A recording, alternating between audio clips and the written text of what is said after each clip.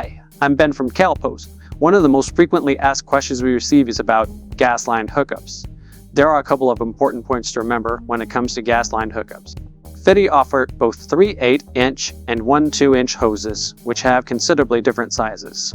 The size of the hose and the required fittings are crucial. The size of the hose and the required fittings are crucial factors to consider during a gas line hookup. The size of the hose should be determined based on the BTU and the number of components being hooked up.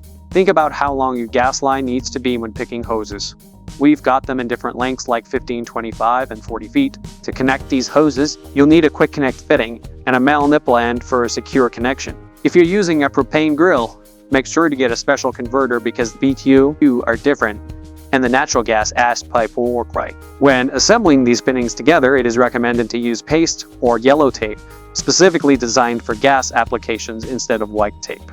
You might need a pipe wrench to put the fittings together. Pipe wrenches are unique because, as you tighten and twist, the one below holds the fitting while both tighten together, so the fitting grips tighter as you turn it.